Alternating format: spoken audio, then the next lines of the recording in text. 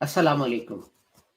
Today it is Sunday, the 1st of August, and in our series Call of the Messiah, this is broadcast number 44.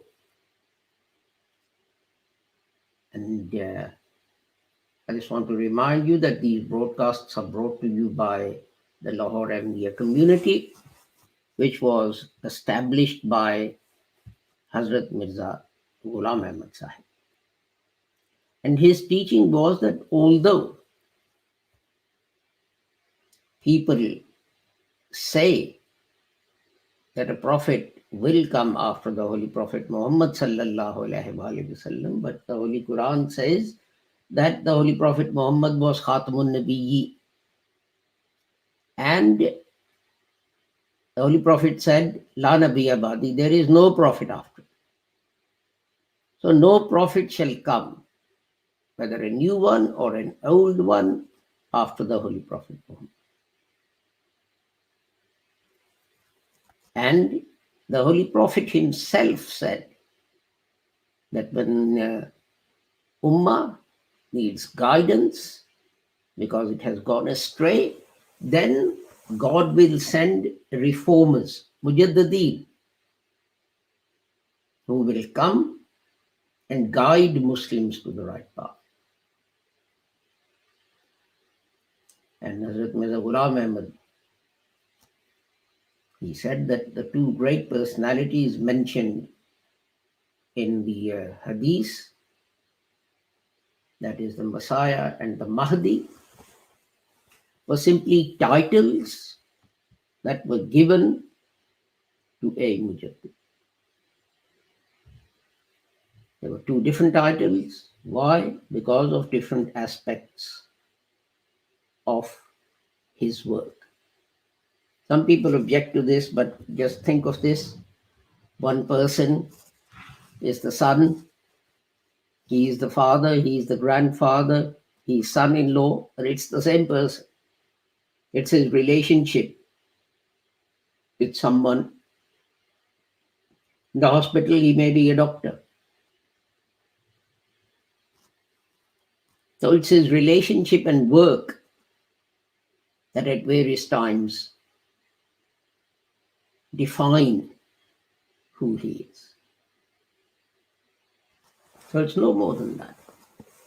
And Hazrat Sahib taught that although Muslims believe that some prophetic revelation, such as Ayah Rajam, Surah Walayat,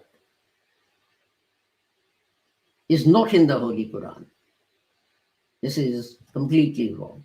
All prophetic revelation that the Holy Prophet Muhammad received is with us in the form of the Holy Quran. Nothing has been missed. God said, I have revealed it and I will protect it.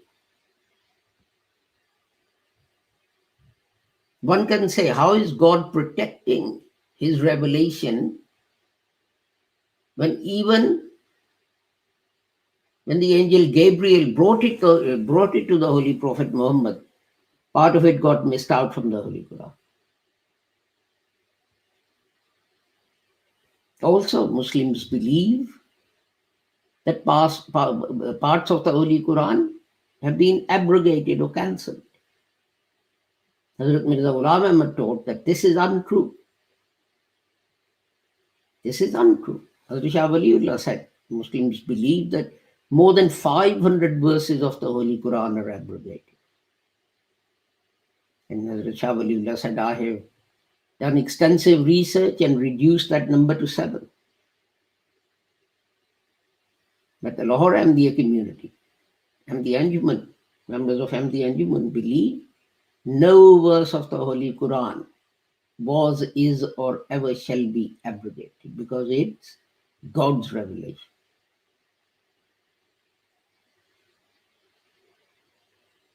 And Hazrat Sahib said, yes, these are differences between us. But the fundamental thing that defines a Muslim is the kalima. And the Holy Prophet Muhammad said that if one reciter of the kalima says to another reciter, you are a heretic, you are a kafir, then it is the person saying it who is the heretic or the kafir.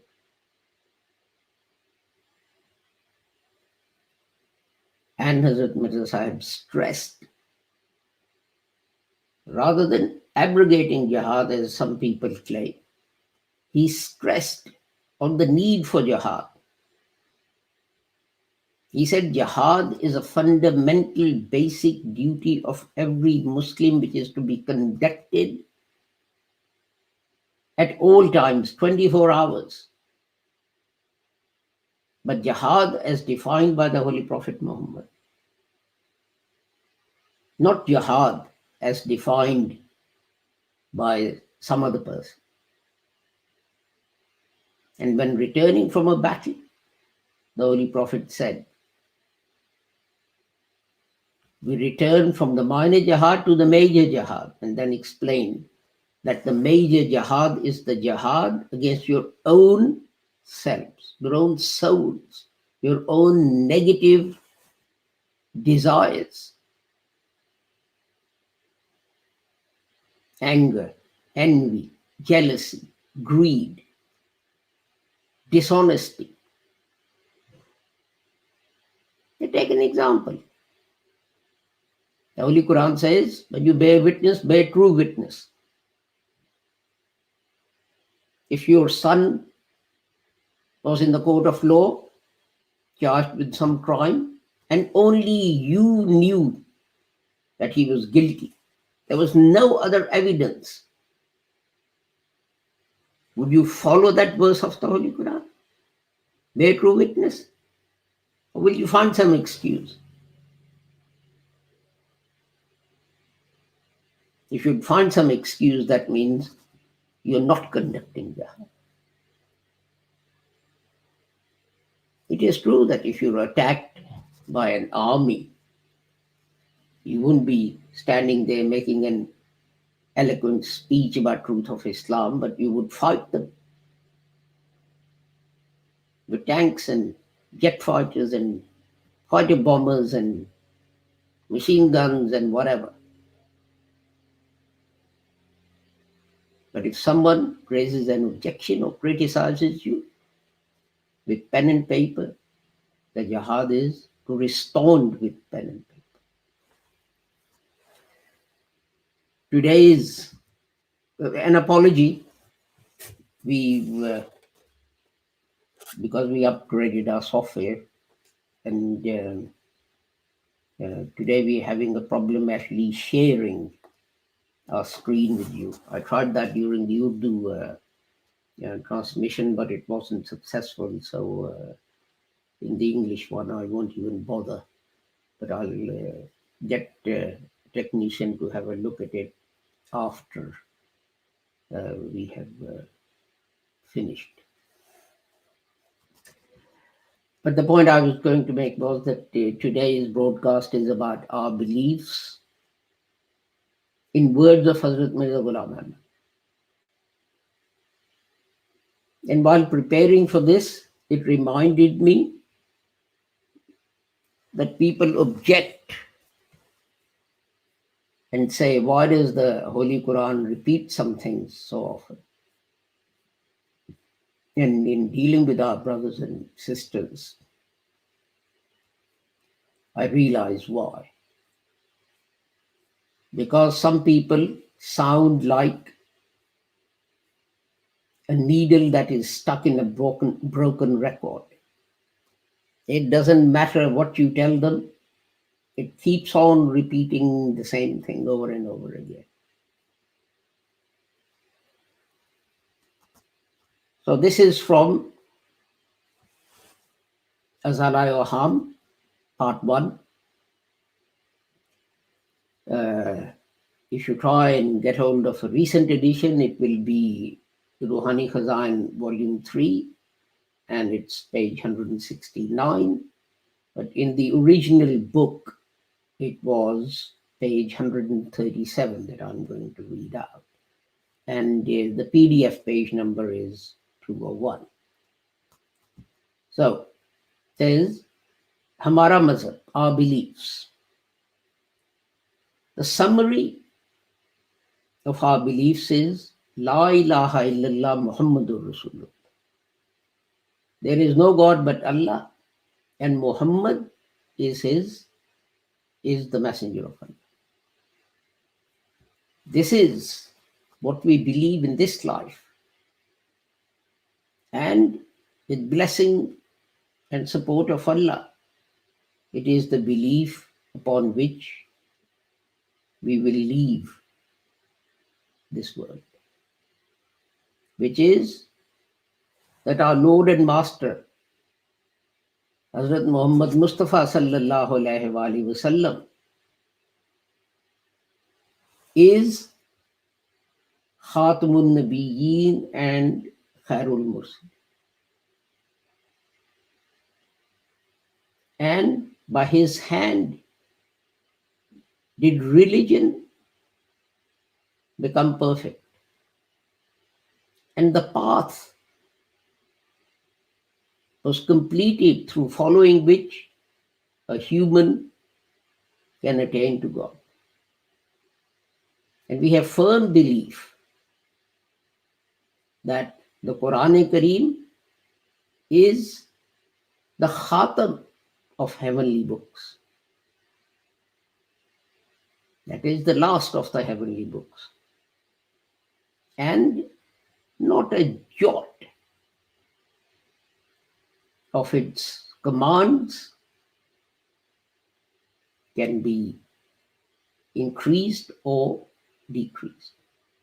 There cannot be any revelation or inspiration from Allah which results in the amendment or abrogation of such a command. If a person believes this, then we believe him to have been expelled from true believers and to be a heretic. And we believe that you cannot attain to one step on the right path without obeying and following our Prophet sallallahu alaihi wasallam, let alone attain to the pinnacle of spiritual heights, and so on. But what we attain is simply by way of shadow or reflection. And because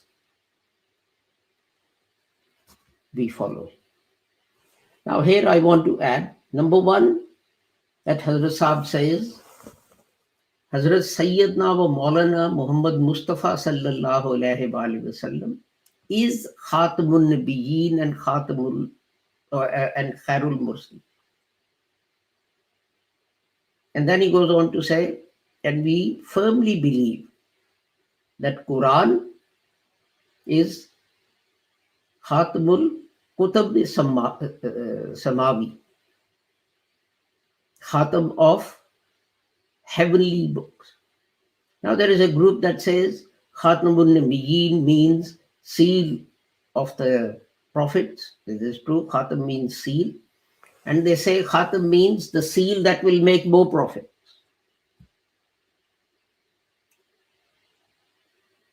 So, if we take that meaning, then 2 lines down, Hazrat Sahib says, Quran Sharif is Khatam Kutab Samawi. That Quran Sharif is the Khatim of heavenly books.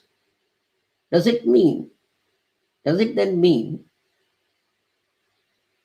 that new heavenly books will get a stamp of approval from the Holy Quran? Well, if Khatmun Nabiyyin means the stamp that makes new prophets, Khatmul Kutab must mean the stamp that makes new heavenly books. But let's carry on further down. Sorry, I'm having to look down on my notes to see which page I need to go to. And this is PDF page 229. This is in the current edition of Ruhani Khazain. This is Ruhani Khazain Volume 3. In the printed part, page 197. In the old edition, in the original edition, it was page 199. And the PDF is 229, because PDF pages don't always match the printed book pages. So Hazrat says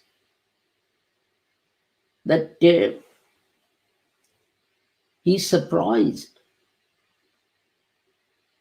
at the furor created by the Maulvis. And he says the difference between us is not so great that such fuss should be made, such noise should be made. Listen to the words. In fact, the difference is not such upon which so much noise has been made. But whether a person is a prophet or not a prophet is a big difference. Jews don't accept Jesus Christ. Muslims and Christians accept Jesus Christ as a prophet, or Christians, Son of God, and so on. It makes them different religions.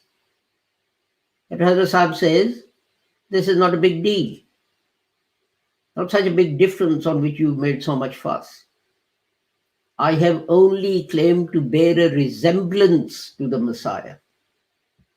I don't even claim that this has come to an end with me.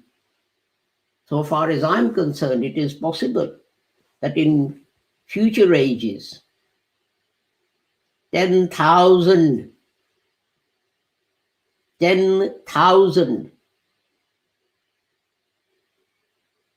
people like me bearing a resemblance to the Messiah may come. But for this time, for this age, I am the one bearing a resemblance to the Messiah. And it is useless to wait for some other. And it is obvious that this is not just my thinking, that there can be many people bearing a resemblance to the Messiah, but the ahadith of the Holy Prophet Muhammad, they too believe the same thing. Because the Holy Prophet Muhammad sallallahu alaihi wasallam says that before the end of the world, 30 antichrists will come, 30 dajjals will come. Now, if 30 dajjals are going to come, if 30 antichrists are going to come, then according to the hadith, that for every antichrist there is a Messiah, there should be at least 30 messiahs who come. Thus, in accordance with this hadith, it is possible and absolutely possible that in some age a Messiah appears who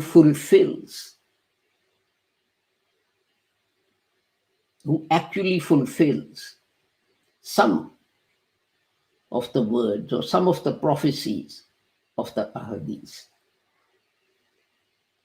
Because this humble servant has come in humbleness and without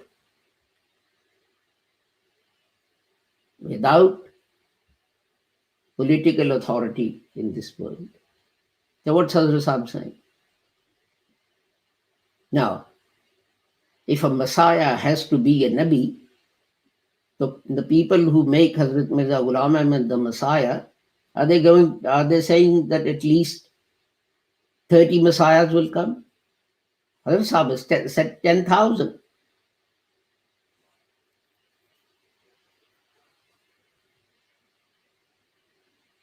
As far as I'm concerned, it is possible that in future ages, 10,000 more people may come bearing a resemblance to the Messiah. Are those 10,000 going to be prophets? If not, why not? It should be the same rule for everyone.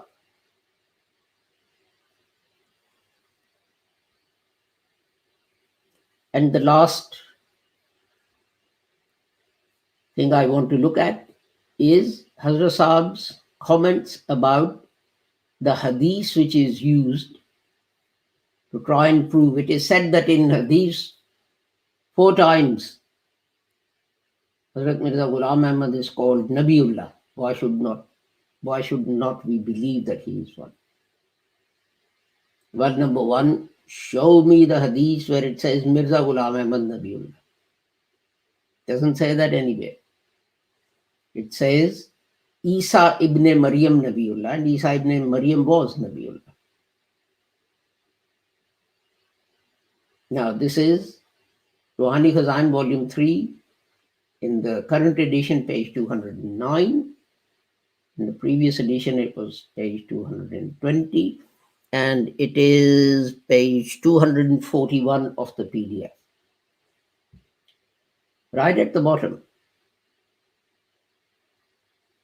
talking about this hadith, Hazrat Sahib says, this is the hadith which in the collection of Muslim has been compiled by Imam Muslim, but which, considering it to be unreliable, the chief of the Muhaddis compilers, Imam Muhammad Ismail Bukhari, left.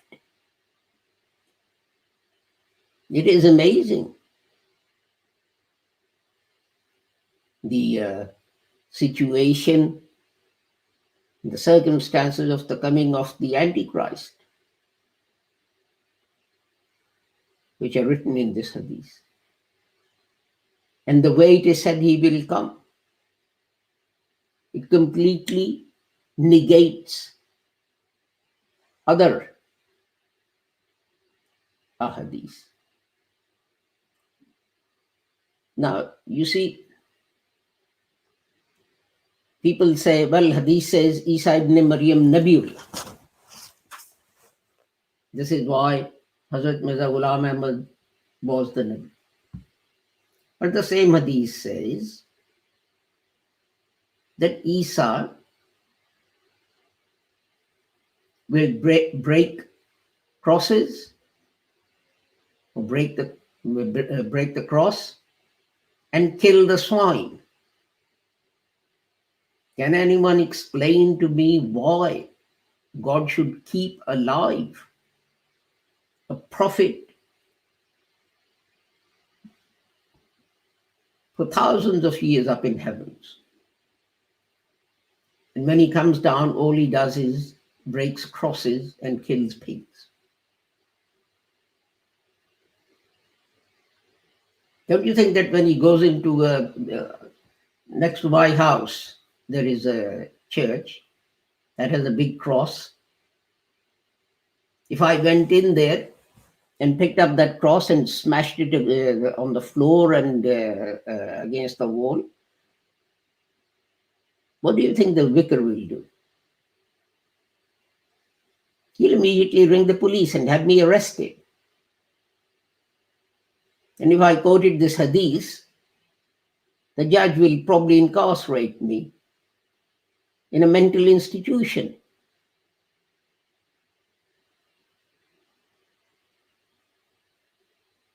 Hazrat Mirza Ghulam Ahmad presented to us a consistent picture of the teachings of Islam. People who make up these stories have then to make up other stories which are even more ridiculous than the original stories. Hazrat Mirza Ghulam Ahmad Sahib alayhi salam, he said, Hazrat Isa was a prophet. He was a human being. He was born, he died. He didn't die on the cross. From the cross, he was taken down alive. And he migrated from Palestine. And he died. Now, human beings do not return to this earth. This is against the teachings of the Quran. So all these hadiths that talk about the coming of a Messiah and so on, they're talking in metaphors. And because Jesus himself cannot come, they're talking about someone bearing a resemblance to Jesus. When Jesus came, Jews were ruled by the Romans. When Hazrat Sahib came, Muslims were ruled by the British, by the French, by the Dutch. Hardly anywhere was independent. Even if there was a so-called independent Muslim country, it had to take dictation from Christians, which was exactly the same as at the time of Jesus. And Jesus told Jews that a major problem with them was that they had become hypocrites and two-faced. They forgot the spirit of religion and concentrated on the letter of law. This is what Hazrat Mirza Ghulam Ahmad said. And it refers to the hadith of the Holy Prophet, which said that a time will come when Muslims will bear a resemblance to the Jews and do everything that the Jews have done. And he said, just like Isa ibn Maryam came to reform the Jews, I have come to reform you. The circumstances are similar. The situation is similar. Your condition is similar. So a similar thing has to happen. Why didn't the Mahdi or Messiah come when American forces went and had bases in Saudi Arabia to attack Iraq and Kuwait? Why didn't anyone come? If you want to wait, carry on waiting. No one is going to come.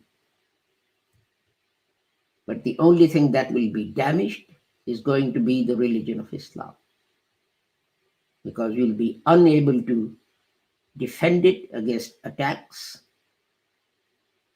of non-Muslims. The only way you can defend Islam is by following the interpretation of Islam given by Hazrat Mirza Ghulam Ahmad. And this was why he was the Messiah and the promised Messiah.